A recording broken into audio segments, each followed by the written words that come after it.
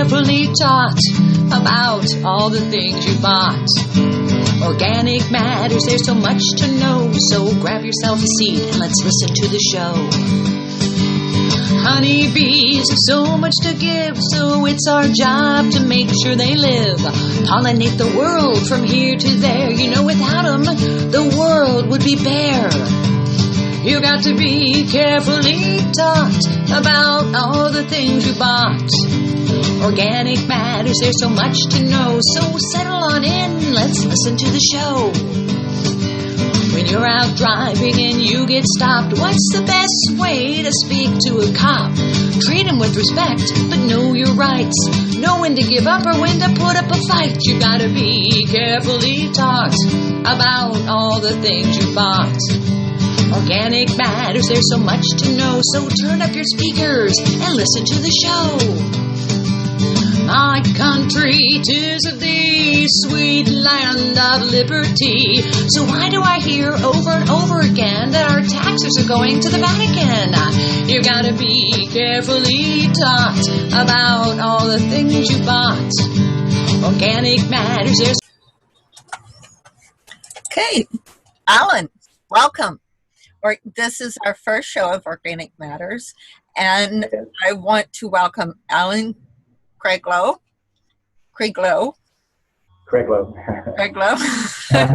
Sorry. Our resident expert on the common law accepting the forever benefit of land patents. So, Alan, could you explain to us what a land patent is?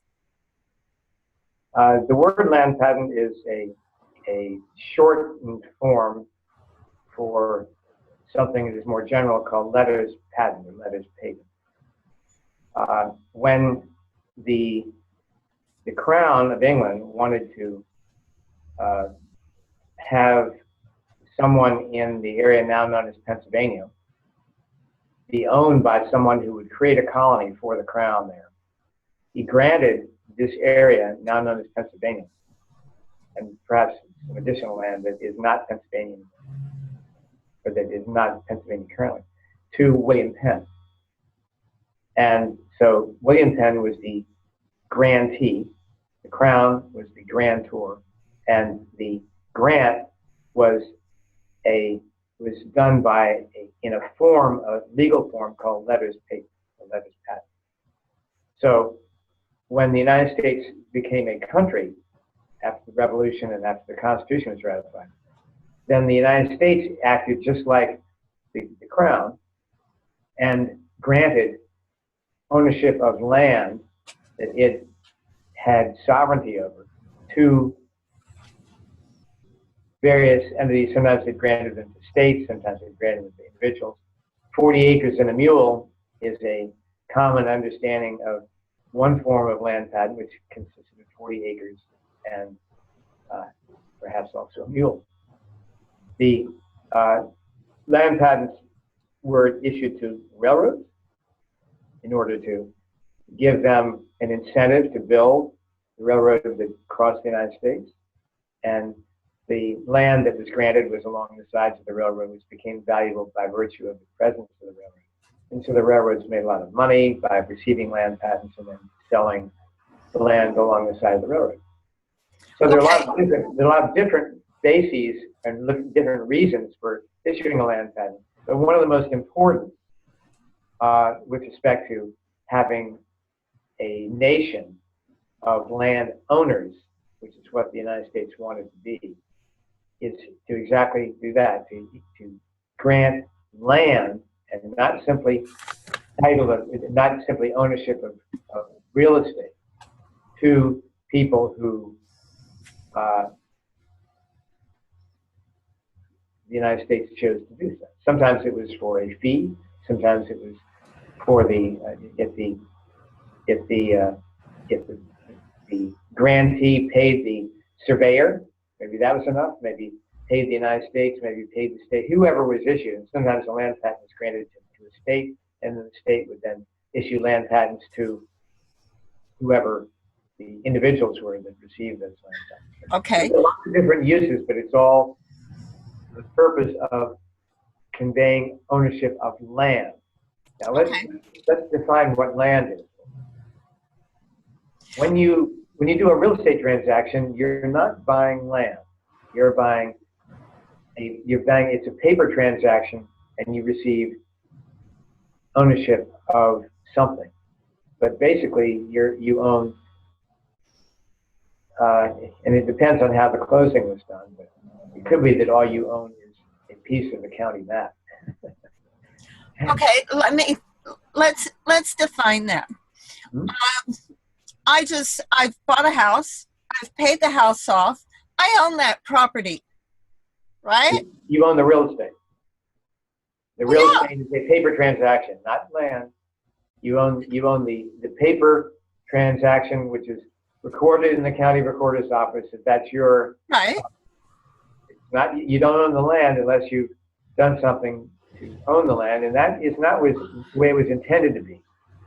But the basis of anybody's ownership is a grant from someone who actually owned the land as a sovereign.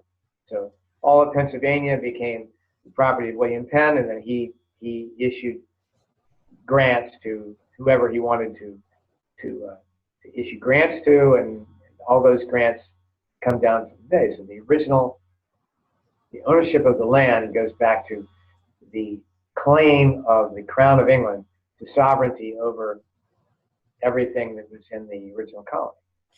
But what I say is, but I pay taxes. I have to own the land. I have to. The fact that you pay taxes means you don't own the land. You're renting. You are. If you owned, there would be no taxation of the land. So, and actually, a close examination of the statutes of pretty much any state in the country will indicate that there is no basis for taxation for property tax. There's no basis, but you have to understand the way the statute reads and what it means, and you can actually take the statutes of the state, push them in the face of the tax assessor, and force the tax assessor to take your property off the tax rolls. That hasn't established that you own the land, but it does remove you from the property. So what you're telling me is that it's part of what is going on in the country today called legal fiction, and this has to fit within that legal fiction area. The term legal implies fiction. Lawful implies reality. So, for example, we think of statutes as laws, but unless a judge has given an interpretation of the meaning of a statute, it's not a law. And if he has, and if that legal interpretation stands within the legal system, then it is that interpretation that is the law, not the statute as read. There are lots of different interpretations of a statute. The interpretation of the judge is what it is. So what you're saying is kind of what Anna von Ritz is saying, that once you go over to the common law, the Continental United States side of life, it's a whole different ball of wax, if you will. Well, what's happened is that we had we in the sense of going historically back and ignoring the fact that we were born on some date, we refers to the people of the United States. We started out as colonists, became a nation by virtue of our rejection of the terms of our colonization. And all kinds of things happened to establish this thing called the United States of America. The United States of America very quickly became a corporate entity. It was corporatized as early as 1783 or something, before the Constitution was ratified. And it all depends on where you want to look at it, but there's no question that the United States, all caps, the United States is a corporation. All the states have been corporatized. That happened before and immediately after the Civil War. And the 14th Amendment actually created slaves, and the original 13th Amendment, which was not the amendment that freed the slaves. The original 13th Amendment was something that was so repugnant to Great Britain that they fought the War of 1812 to eliminate all copies of it, and they missed one in some courthouse up in Maine, and that's the only reason we know what the original 13th Amendment said. But it said that no one who receives any benefit from a foreign sovereign can hold any position of trust or profit under the United States, which would mean that because all members of the bar are receiving a benefit from the British accreditation registry, right? Registry of lawyers, then no member of the bar could hold any position of trust or profit under the United States, which would mean that almost all members of Congress would not even be able to be members of Congress, let alone citizens. They couldn't be citizens. Right. So there's a lot of stuff that has happened to this wonderful original idea of creating a nation of sovereigns without subjects, which was the original idea of the United States. So doing a land patent on your land, where your house is sitting on land, accepting the forever benefits of those, that might affect my grandchildren and my great-grandchildren? Will it benefit them? Yes. Not unless they claim it.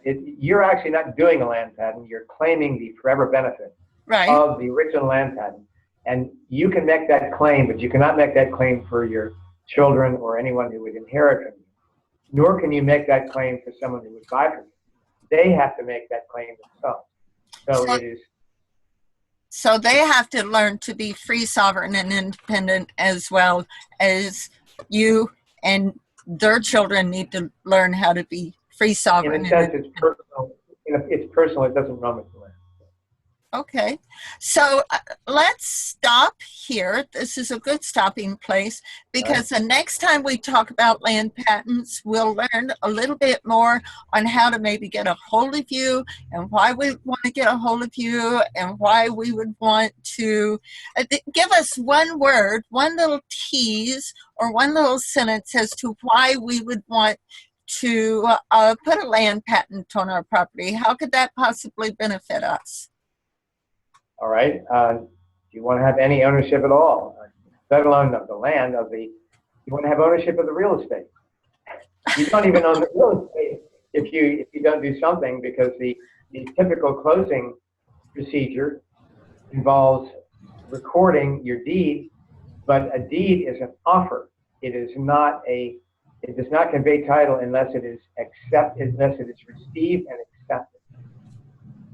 So if you have a deed that you have not indicated was received, the deed did not do anything. And if you didn't accept the deed as a transfer of title to you, then you don't own anything. So most people do not even own the real estate that they thought they bought when they bought their property. So basically what you're telling me is that land patents finish the sale of the land. Is that what you're saying, ish?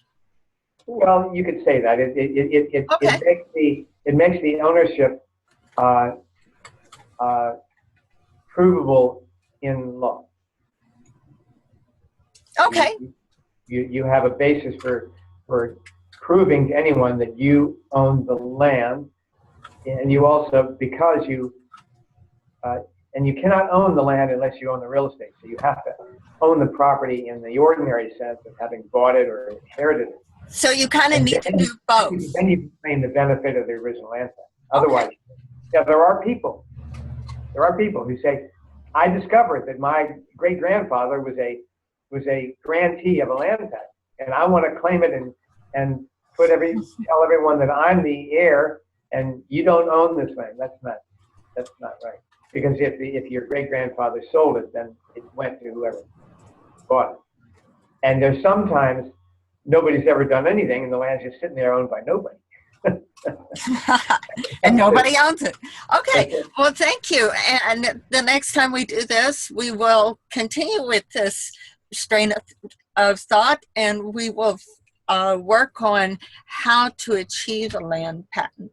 How to claim the benefit. The forever benefit.